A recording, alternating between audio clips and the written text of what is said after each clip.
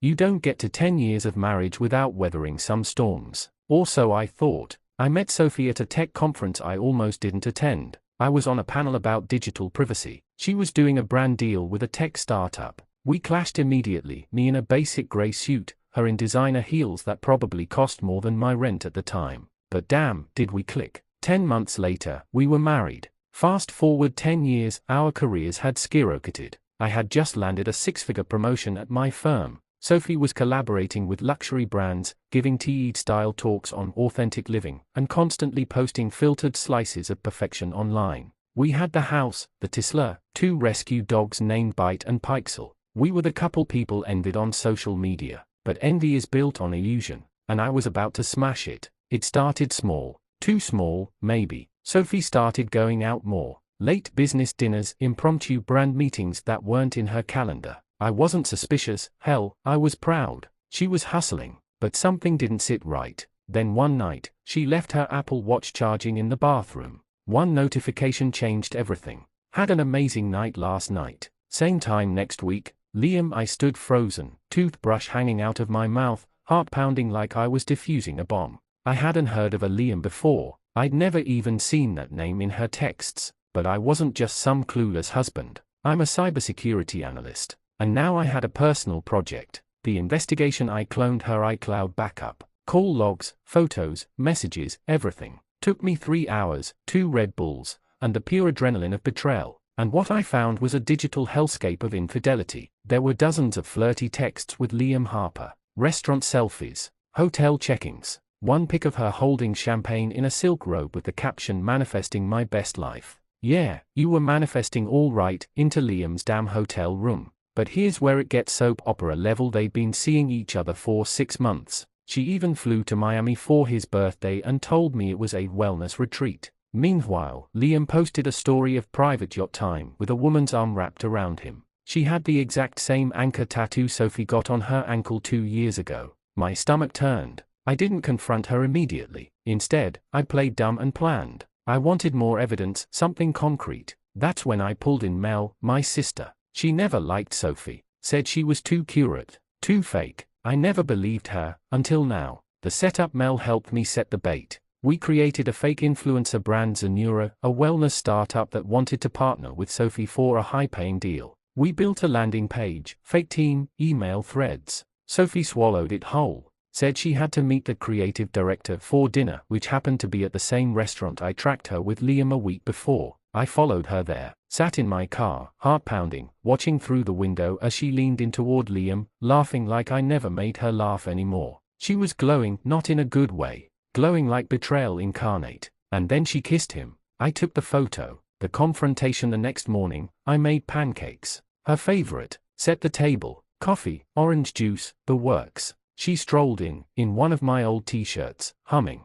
"You seem happy," I said. "I had a great dream," she said, pecking my cheek. "And I've got a big deal coming up with some brand called Zanura." "Oh, I know," I said, placing the photo on the table. She blinked. "What's this?" she whispered, picking it up. "You tell me." Her face drained of color. She opened her mouth, then closed it. I watched her world fall apart in real time. How did you? I told you what I do for a living, Sophie. I don't just secure systems. I expose vulnerabilities." Silence. "Then it's not what it looks like. Don't insult me." The drama unfolds. She cried, begged, said she made a mistake, that it was just a phase. She wanted freedom but not separation. She wanted to feel alive. I told her to pack a bag. She screamed. I stayed calm. Her parents showed up later that evening after she called them. They demanded to speak with me. I showed them the evidence. They didn't say a word, not one, just left with her. That night, I stood on the balcony, whiskey in hand, watching the city lights flicker like sparks from a dying fire. 10 years, just like that, burned down. But here's the thing, the fire wasn't over. Because what happened next, that's the part that left her shocked. After Sophie left that night with her tail between her designer legs and crocodile tears in her eyes, I thought it was over. But endings have a funny way of disguising themselves as beginnings. I spent the next few days alone in the house, our house, but it already felt like mine again. Her things were gone, the makeup that cluttered our bathroom counter, the candles labeled with meaningless phrases like focus, energy, and abundance. Her scent no longer hung in the air, just silence. And then came the letter. A handwritten envelope appeared in my mailbox, no return address. In a world of texts and emails, this was practically Morse code. I thought it was from Sophie at first, a last-ditch attempt at reconciliation. I almost tossed it, but something about the paper felt off. Heavier, more official. I opened it. Inside was a single sheet, typed, unmarked, anonymous. Liam Harper isn't who you think he is. Dig deeper. You're not the first husband. My spine tingled. I read it again, and again. It wasn't Sophie's handwriting. It wasn't Mel's. It felt like a threat wrapped in a warning. So I did what I do best. I started digging. The real Liam Harper. I ran a full background search. Nothing unusual, surface level. The guy was squeaky clean. PR agency owner. A few business awards. Lavish Instagram. But my gut told me something was buried, so I dove deeper. VPNs, obfuscated domains, deleted accounts, and then I found it. A forum post from 4 years ago, buried in a thread on a whistleblower message board for men who'd been scammed by fake influencer brand partnerships. A man named David S. detailed how his wife had fallen into an affair with someone named Liam H., who had convinced her he could elevate her career if she separated herself from Distract Irons, aka her husband. Liam had love-bombed her, bled her emotionally, then ghosted her after 6 months. I emailed David from a burner account. He responded in 17 minutes flat. You're not alone. Liam is a serial manipulator. He targets married influencers. He finds the cracks. He becomes the fantasy. Then he disappears with whatever he can get. My blood boiled. This wasn't just about me anymore. Sophie didn't just cheat, she was played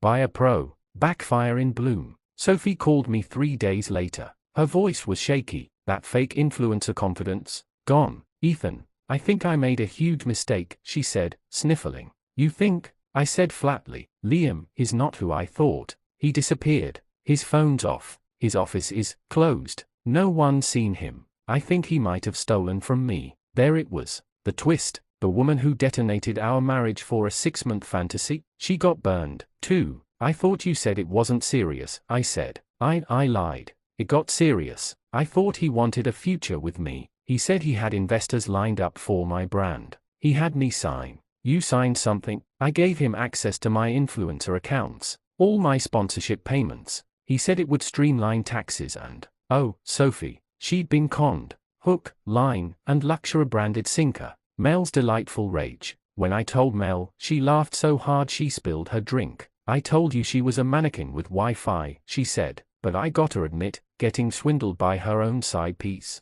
that's poetic. She's scared, I said. She wants help. Mel blinked. Please don't tell me you're considering it. I was, and I wasn't. I wasn't mad anymore. I was curious. How far had Liam gone? Was Sophie just one victim or one of many? The unexpected meetup. Sophie begged me to meet her just for coffee. I agreed. Public place. Neutral ground. She looked hollow. Bags under her eyes. No ring. No designer coat. No phone. She said it was stolen. She was using a burner from Target. He drained my accounts, Ethan, she whispered. I had $90K in pending partnerships. Gone. He sold my brand handle. My YouTube's locked. My reputation ruined. I sipped my coffee. So, what do you want from me? Help. Please. I know I hurt you. I destroyed us. But I can't take this alone. You're the only one who understands how this works. You're the only one who knows him now. It was the first time I'd seen her genuinely afraid. And yeah, I felt something. Not love. Not anger. Pity? Maybe. Or maybe it was the perfect opportunity. A dangerous opportunity. That night, I laid in bed, staring at the ceiling. Sophie, the woman who shattered me, had herself been shattered. By someone worse. Someone smart. Someone manipulative. And here she was, crawling back to me, begging for the one thing she thought she didn't need. My protection. My skills. My forgiveness. She said she wanted to reconnect. Rebuild. That she missed me. Still loved me. That losing me made her realize what she had. Was it real? Or was it survival? I didn't know. But I smiled to myself in the dark, because one thing was suddenly very clear. If she thought her betrayal was the end of the story, she had no idea what came next. The saying goes, fool me once, shame on you. Fool me twice. Yeah, no. Sophie wasn't going to fool me again. But as I looked across the cafe table at the woman I had once promised forever to, the one now drowning in regret and freshly roasted karma, something stirred in me. Not forgiveness. Not empathy. Curiosity. She was broken. and desperate. But desperate people make mistakes. They say things, reveal things, and trust the wrong people. I plan to be exactly that wrong person. The return of us. After that coffee meeting, Sophie started texting me constantly. She sent long voice notes, late night just thinking of you messages, photos of us from years ago, beach trips, anniversaries, even the time we got drunk on boxed wine and danced to 90s pop like idiots in our living room. She wanted back in. She spun it beautifully. Said her time with Liam was a psychotic break, that she had been emotionally manipulated, that she thought she needed something new, but realized too late the value of what she already had. She called our marriage home. She said I was her safe place. And here's the kicker, she almost made me believe it. Almost. Family frenzy. Then came the drama. Sophie's parents, Kevin and Joanna, who had ghosted me since the blow-up, suddenly requested a dinner. A peace summit. I agreed, mostly to observe the freak show. We met at their overpriced steakhouse of choice. They were all smiles, as if their daughter hadn't turned our marriage into a reality show finale. Ethan, dear, Joanna said, we all make mistakes. Sophie has learned her lesson. She's a good woman, Kevin added. We'd hate for one incident to erase everything you built. Incident? I nearly spit out my drink. One incident, I said. You mean 6 months of deception, lies, sex, fraud, and identity theft? Kevin cleared his throat. Joanna reached for her wine. Sophie looked down, ashamed, or pretending to be. Who could tell? People can change, she whispered. No, I said calmly, slicing my steak. People can adapt. But change? That's something else entirely. Mel's rage again. When I told Mel I was entertaining the idea of possibly talking to Sophie again, she lost it. Are you out of your Wi-Fi's cured, encrypted mind? She's different now, I said. She's desperate now, Mel snapped. There's a difference. You think she's crawling back because of you? No, she's broke. She's ruined. And she needs a familiar idiot to prop her back up. Maybe I want to be the idiot, I said, smirking. She narrowed her eyes. Wait, are you playing her? I didn't answer. Because the answer was complicated. I didn't want Sophie back, but I wanted her to think I did. Because if I played this right, I could get everything. The truth about Liam, access to what she gave him, revenge for the years she stole from me, and maybe, just maybe, the final checkmate, her rebirth. Sophie started rebranding herself. She went offline for 2 weeks and came back with a soft launch Instagram post image, wind blowing through her hair on a cliffside. Deep caption incoming. Sometimes, life humbles you. It strips you down so you can rebuild. I've made mistakes. I've been lost. But I'm finding my way back to what matters. Authenticity, integrity, love. #healing, #second chances, #the comeback starts now. Bath. But people ate it up. Comments poured in, you got this queen. We all make mistakes. Rooting for you. Who hurt you? We'll fight them. I watched it all unfold like a theater production. And in Act 2, she started posting ambiguous photos with me. A wine glass and my hand. A blurred background of our living room. A song lyric, you know I'd come back if you'd have me. The world started shipping us again. That reconnection. Sophie and I started seeing each other again. Not dating, rebuilding trust, she called it. She wanted to go to therapy, said we needed a clean slate. I agreed. The more I sat in the room with her, the more I learned. I played the part of the softening exes band. Curious, open, still hurt, but hopeful. She responded with open arms and open lips. We kissed for the first time in months after our third trust session. It felt like kissing a stranger wearing her face, but she believed it. She believed me. We were a week into this charade when she said it. I want to move back in. Boom. There it was. The key moment. I nodded slowly. Okay, but I need one thing. Anything, she said, eyes wide with hope. I want access to everything you gave Liam. All the business files, contracts, emails. If we're rebuilding, I need full transparency. She hesitated. Bingo. There's some stuff I deleted, she said slowly. It's messy. I can recover it, I said gently. That's what I do. Another pause. Then okay. But you have to promise me, once we're back, this all stays in the past. No punishments. No revenge. Just us, moving forward. Of course, I said with the most sincere smile I could muster. But here's the truth. Sophie didn't know I had already recovered her deleted emails. I'd already traced Liam's digital footprints through her old logins. And what I found? Not only had she helped him scam herself, she'd also helped him set up ghost partnerships under fake names. She wasn't just a victim. She was an access point. Unwitting?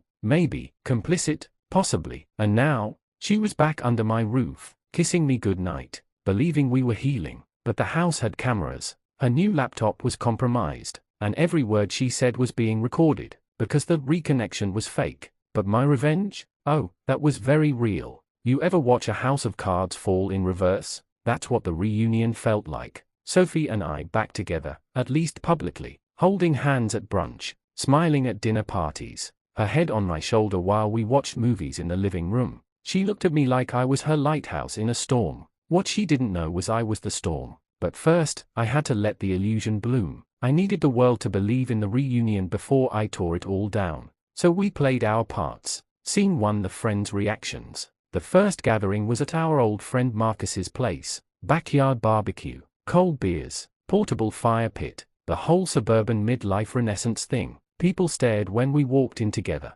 "Holy crap, you too?" Marcus blurted. "You're back." Sophie beamed. "We're working on things." Mel was there too. She didn't say a word when we arrived, just raised her eyebrows and took a slow sip of her vodka soda like she was watching a tiger walk into a daycare. I played it smooth, calm, like a man rediscovering his peace, and the act worked. "Oh, I knew you guys were soulmates," Clara cooed. 10 years doesn't just disappear overnight. Power couples work through it," another friend added. "I mean, Beyoncé forgave Jay-Z, right?" I nodded, sipping my drink. "We're just taking it one step at a time." Mel cornered me in the kitchen later. "This better be the biggest con you've ever pulled, or I'm calling an exorcist." I just winked and whispered, "Keep watching." Scene 2: Family gets sucked in. Next stop: Family Dinner 2.0. We hosted. I cooked. Sophie decorated the table with Pinterest tear effort twinkling candles, autumn leaves, cloth napkins with little gold rings around them like we were royalty. Her parents showed up early. Her mother nearly burst into tears. "I knew you two would find your way back," Joanna sniffled, gripping my hand. "We've been praying every day." Kevin patted my back like I had just returned from war. Even my parents, my skeptical, emotionally cautious parents, looked impressed. "Maybe she's really changed," my mom whispered as Sophie poured her wine. "Maybe," I replied. But the whole time, I was scanning her face, watching her movements, every little tick, because I knew what was coming, and I wasn't wrong. Scene 3: The cracks in the mask. One night, a week after she moved back in, Sophie came home late. Said she was out meeting with a brand consultant. Her eyes sparkled too much. Her words were too rehearsed. I checked the footage from the Ring cam on the front porch. She'd left in one outfit, and came back in a completely different one. Changed at someone's place, or in the car. I dug deeper. She had taken an Uber, but not to a coworking space, to a hotel, under the alias Elena V. I knew that name. I'd seen it in the email dump I pulled from her laptop. Elena Vela, one of the fake influencer profiles she and Liam had used to collect sponsorship payments. But this wasn't just a burner alias. This was active, and that night, she wasn't alone. Scene 4: The phone call that changed everything. I recorded everything, and then I waited. 2 nights later, she curled up on the couch beside me. "Hey," she said gently, "I know things have been complicated, but I feel like we're in a really good place." "Do you?" I asked. She smiled. "I think about us starting fresh, maybe a trip, just us, somewhere new." I stared at her, this woman whose voice could melt hearts and sharpen knives. "What if I told you I know about Elena?" I asked. Her smile froze. "Who?" "Elena Vela. Your little alter ego. The one with the fake invoices and the real hotel visits." She blinked. Once. Twice. Then she laughed nervously. "Ethan, that was from months ago. Liam made me do all that. I have footage from 2 nights ago." Sophie. Her face went pale, and for a split second, her mask dropped completely. Cold. Calculating. "Caught. You went through my things?"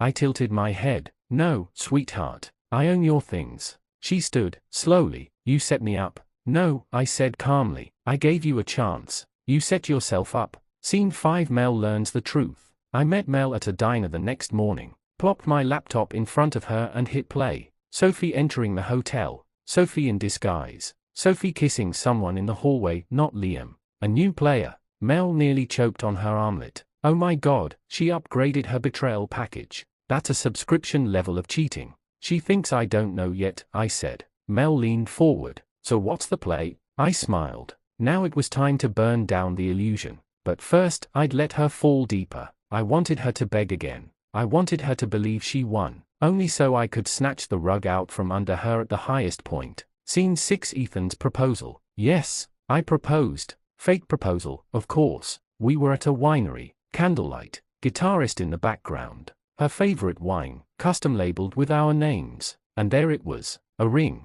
not the original one, that one I pawned the day I found her first lie. This one was a decoy, planted with a GPS tracker and a listening device, embedded in the setting. She gasped, tears welled up. Yes, she cried. We kissed under fairy lights while our friends recorded with shaking hands and shrieks of joy. Oh my God, Ethan, someone yelled. You guys are back. And in that moment, I gave her the performance of my life. Tears, smiles, the full Nicholas Sparks treatment. But deep inside, I knew exactly what I was doing. The higher she climbed, the harder she'd fall. There's something uniquely satisfying about watching a liar get comfortable. That moment when they start believing their own story. When they stop being careful, when the mask doesn't slip, it melts right off their face. And Sophie, she was glowing. Engagement selfies, rehearsal dinner Pinterest boards, wedding dress appointments. She even refollowed my mother on Instagram, and my mom, being the emotional sap she is, cried. But what Sophie didn't know was that every step she took toward me brought her closer to her public execution. The honeymoon phase 2.0, aka Operation, let her think she won. She was the perfect fiancée, making homemade granola, buying scented candles, massaging my shoulders at night. She even started calling me husband again. Good night, husband, she'd whisper before kissing me on the forehead. I love you, always. Her phone, unlocked, left lying around. Her laptop, wide open. iPad, synced. Everything was a show, and she wanted me to see it, because she wanted me to believe it. But she had no clue I was already mirroring her phone and running a keylogger on her laptop. The audio bugs in the ring and the house were capturing everything, from the fake moans on her midnight FaceTime calls to the whispered conversations with her girls about needing an exit strategy once she got her security net back. She wasn't planning to stay, she was planning to cash out. The new player Trent, his name was Trent Vale, brand growth strategist. Which is rich, considering his only strategy seemed to be seducing married women and blowing through other people's money. He had perfect hair, a full sleeve tattoo, and the charm of a cult leader who watched too many Gary Vee videos. I found him through a curious pattern on Sophie's Venmo. She was sending small transfers, coffee teacup with handled, tacos, detox, all with emojis, spaced days apart. But those weren't reimbursements, they were payments. I ran his email through her laptop's contact sync. Boom. Trent at brandvalepro.io, in multiple saved files, a shared Dropbox folder, dozens of love notes buried in encrypted subfolders under the alias Project Amor. Creative, if not nauseating. The emails. I cracked the Dropbox easily, and what I found? Subject: the plan. From Sophie Monroe to Trent Vale. Once Ethan's bought in, we start phase 2. I'll nudge him towards selling the house. We use the joint funds to start the agency. Give it 6 months, then we exit. Clean, no drama. I'll play the heartbroken wife. I've done it before. He's soft when he's in love. Response from Trent: perfect. Make sure he's still on that healing journey. High. Guys like him always fall twice. They were plotting to drain me dry. Emotionally, financially, legally. I sat back in my chair reading it all. My pulse was ice cold. They weren't just playing me, they were mocking me. The final straw. Then came the audio. From the bug in her necklace, gifted by me on our engagement weekend. She was at Trent's apartment, sitting on his lap, laughing. Sophie, he proposed with this whole speech about growth and healing. I almost laughed, but I made my eyes water a little. You should have seen his face. Trent: he still doesn't know. Sophie: nope. And when the money hits, I'm gone. She giggled. Sophie: and guess what? I even got him to book a couple's retreat in Sedona. I'll probably bang you in the hotel bathroom while he's meditating. My hands were shaking, not from heartbreak. That ship had sailed. From rage, the kind of rage you bottle until it becomes something more useful, like strategy, like revenge, that accidental discovery. I needed a trigger, something to break the illusion publicly, so I planted it. One evening, while Sophie was taking a bath with her $300 rose petal Himalayan soak that I paid for, by the way, I accidentally left her laptop open on the kitchen counter with the Dropbox file called Trip Photos. She took the bait. She opened it, but what she didn't expect was that I had changed the folder icon. It wasn't Trip Photos anymore. It was every email, every audio clip, every screenshot of her texting Trent about timing the money pull and keeping Ethan calm until the final transfer. The folder was labeled "I know everything." I watched from the hallway mirror as she froze. She didn't scream. She didn't cry. She just stopped breathing for a moment. Then she slammed the laptop shut and ran to the bathroom, locking the door. A few minutes later, I got the text. "Sophie, we need to talk. Please. I can explain. I messed up. It's not what it looks like." I didn't reply. Her confession: that night, she cooked chicken marsala, my favorite. She dressed up like it was a date. "Can we sit?" she asked softly. I sat, calm, silent, watching. "I was scared," she began. "I didn't know how to be alone. Liam, that was a mistake. Trent was just." She trailed off. "A safety net," I finished. Tears welled up. "I didn't want to lose you, but I also didn't know how to rebuild myself. I thought I could fix things and manipulate the parts that hurt too much." I raised an eyebrow. "And draining our joint savings into a ghost brand agency was what? Retail therapy?" She broke. "Real tears this time. I don't know who I am anymore." Bingo. There it was. The unraveling. But I let her think it worked. I leaned forward, took her hand, looked into her eyes. "Let's go to Sedona," I whispered. "Let's really fix this." She cried harder. She said yes. The final setup begins. And that's when I put phase 2 of my own plan into motion. I reached out to my lawyer friend Jake, who specialized in marital fraud. I got the financial forensics rolling. I traced every one of Sophie's fake accounts and tied them to her name. I contacted Trent's previous client. Turns out, she filed a restraining order against him 2 years ago for financial abuse. I alerted the brand partners Sophie and Trent scammed, forwarding all emails and proof of fraud. And most importantly, I contacted every single person in our shared circle, friends, family, colleagues, and scheduled a surprise engagement party, set for the night before Sedona. What she didn't know was, it wouldn't be a party, it would be a trial, and I was judge, jury, and executioner. The night had a hum to it, the kind of buzz that creeps into your bones when something big is about to go down. The air outside was thick with summer heat, but inside our house, ice-cold tension. Every candle was lit, every champagne glass sparkled. The fairy lights strung across the backyard flickered like they were nervous too. People were arriving in waves, laughing, hugging, handing over bottles of wine and monogrammed gifts, clueless about the massacre about to unfold. Sophie? She was glowing, wearing a cream silk dress, hair curled, perfume a little too heavy, like she wanted to be remembered. She greeted everyone like a Bridetobe straight out of a Hallmark movie. Smiles, giggles, soft touches. Like none of this was a performance. Like she meant it. "Tonight feels magical," she whispered to me as we stood by the makeshift bar. "Like the start of something real." I kissed her on the cheek. "It is," I replied. "It's the beginning of the end." She laughed, thinking I was being poetic. I wasn't. As the evening rolled on, friends began to toast. Speeches, Polaroids. That acoustic guy we hired strummed love songs in the corner like a soundtrack to a lie. My mom wiped tears from her cheeks. Mel was there too, sipping quietly in the back, eyes sharp. She knew what was coming. At 9:30 p.m. sharp, I clinked a fork against a champagne glass.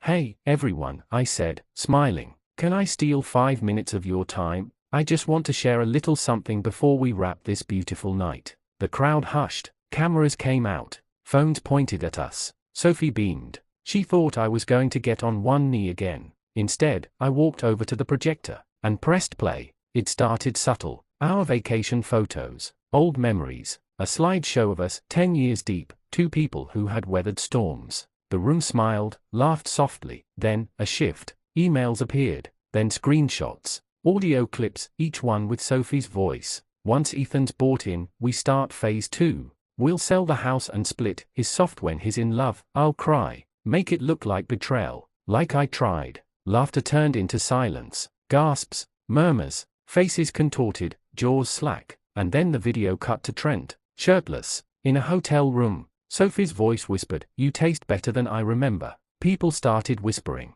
Mel nearly dropped her drink. Sophie stood frozen. Her smile vanished mid-frame. She looked at me like she was watching the world cave in around her. What is this?" she asked, voice trembling. "This?" I said calmly, facing the room. "This is the truth. Sophie didn't just cheat. She schemed, lied, plotted to scam me, steal from me, and disappear. With this man, Trent Vale, who I'm happy to report has a restraining order in 3 states and is currently under investigation for fraud. I clicked again. More documents filled the screen. Bank records, transfer logs, fake invoices, her signature. This is the woman you've toasted tonight, I continued, letting the words burn slowly. She's not a victim. She's not lost. She's not broken. She's calculated. She faked her own redemption arc, and I let her so I could show you all exactly who she really is. Joanna, her mother, dropped her glass. Kevin just stared at his daughter like he didn't recognize her. One of Sophie's friends burst into tears.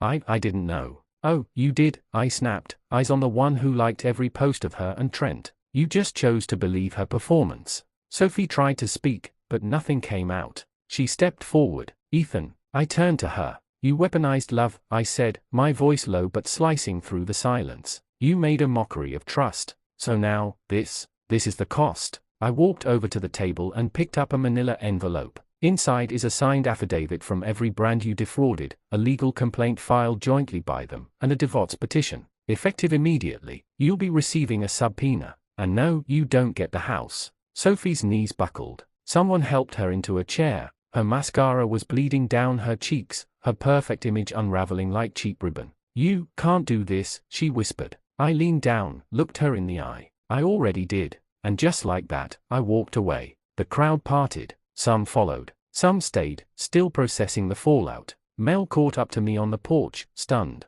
You went full John Wick but with receipts. Truth makes the best bullets, I said quietly. Back inside, Sophie sobbed into her hands, surrounded by the shards of her illusion. Her phone buzzed with the early fallout. The party guests were already texting, tweeting, group chatting what they'd seen. Her empire of lies collapsing in real time. By midnight, she was alone. No friends, no allies. Just a ruined woman in a silk dress, sitting in the debris of her own design. And me, I slept better that night than I had in years. Because revenge wasn't just served, it was televised. The days that followed felt like a slow-motion explosion. The kind of detonation where the shockwave keeps stretching, widening, engulfing everything in its path. I'd expected fallout. I'd expected cries, gasps, arguments. But what I didn't expect was how thoroughly Sophie's life would collapse. Not just personal, but professional. By Monday morning, the video from the engagement party had made its way online. One of Sophie's own friends had uploaded it to TikTok with the caption,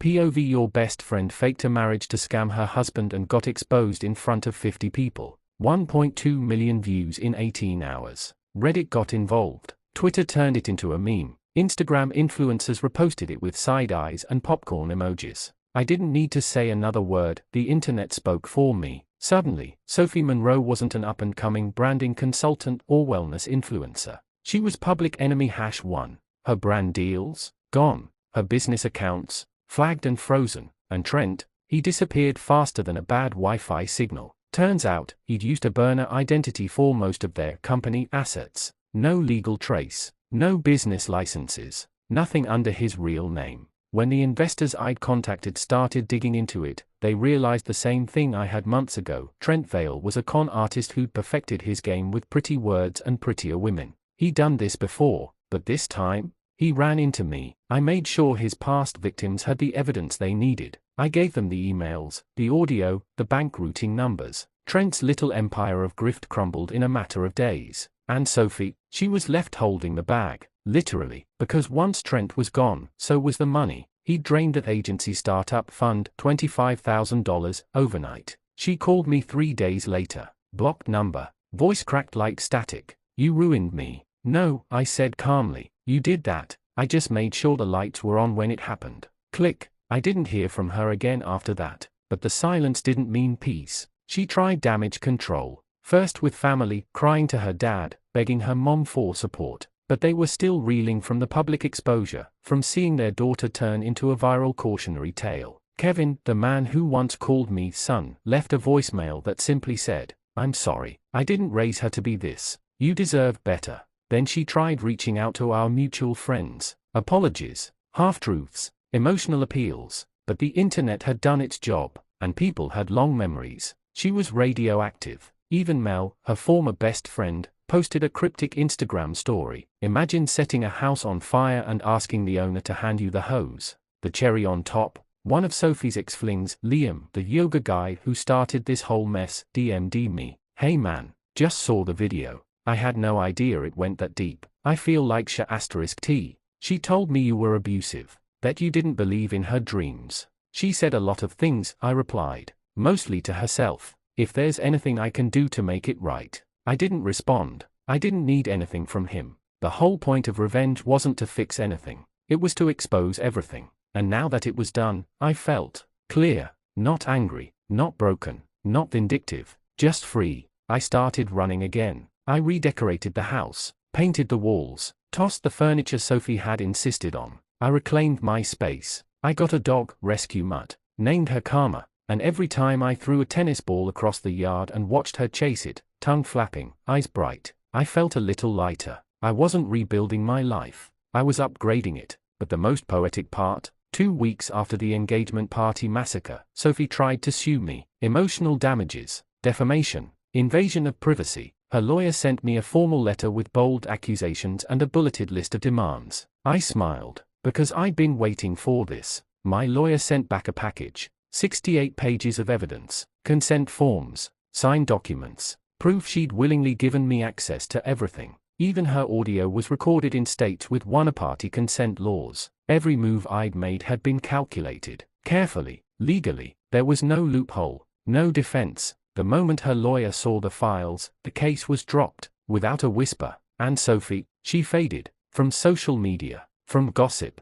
from relevance. One of those people who used to have a name but now just has a shadow. People stopped talking, stopped caring. The world moved on. But me, I'll never forget. Because for 10 years, I loved a ghost, a master of mirrors, someone who smiled in my face while sharpening knives behind my back. And I didn't just survive it. I made sure the world saw her mask crack. I made sure she knew I saw the real her. And in doing that, I got my closure, not through forgiveness, but through truth. And truth, when delivered properly, doesn't just hurt, it shatters. It's been a year, 12 months since the night I pulled the curtain back and let the world see the real Sophie Monroe. 12 months since the backyard glittered with fairy lights and fake promises. 12 months since I watched her world collapse and walked away without looking back. People keep asking me if I regret it, if I ever miss her, if I still think about the woman I once called my wife. Here's the thing, I don't miss her. I miss the idea of her, the version I built in my head,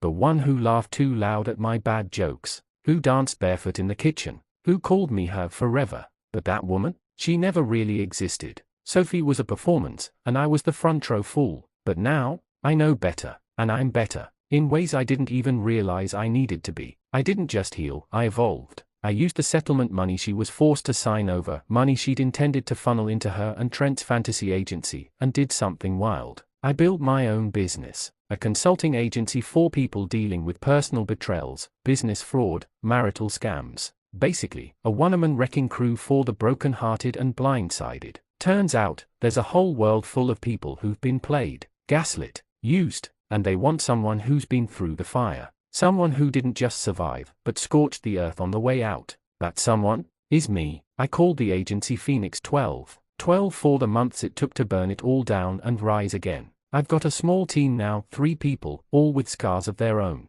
We don't just offer legal resources or emotional support. We offer strategy. We offer catharsis. We offer a way to take your power back with receipts. People come in broken. They leave with their spine reinstalled. And yeah, every once in a while, I see her. Sophie, she doesn't live far. I spot her sometimes in the Coop grocery store or at the downtown farmer's market, pretending to be someone else. She's changed her look. Darker hair, softer clothes. She avoids eye contact, keeps her head down. She has that look people wear when they know they've been seen. The world doesn't care about her anymore. The followers are gone. The brand deals dried up. She tried to rebrand, of course, some pathetic blog called Healing After the Storm, but it never took off. Because people remember. And when you lie for a living, the truth follows you like a bad smell. The last time I saw her, she was standing in line at the pharmacy, hair unbrushed, hoodie 2 sizes too big, no wedding ring, no smile, and for a moment, just a flicker, our eyes met. She looked haunted,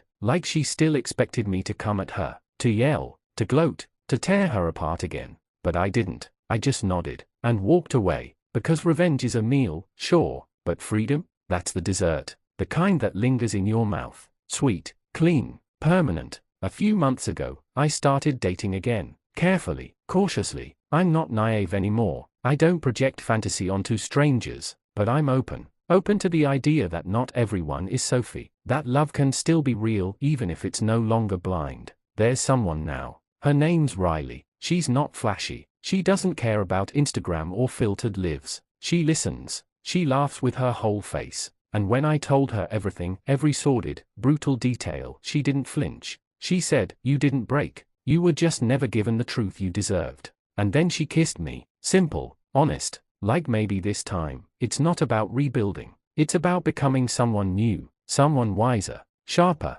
unshakable. Sophie taught me how dangerous love can be in the wrong hands, but she also taught me something else, that I'm capable of coming back from anything, not just surviving betrayal, but weaponizing it, owning it, using it like armor. This story didn't end the way fairy tales do. No white horse, no hand-in-hand sunset, but I didn't need a fairy tale. I needed truth, and I got it, in spades. Now, I don't just sleep well, I live well, because the best revenge wasn't the video, or the expose, or even watching her empire fall. The best revenge was becoming someone she can never touch again.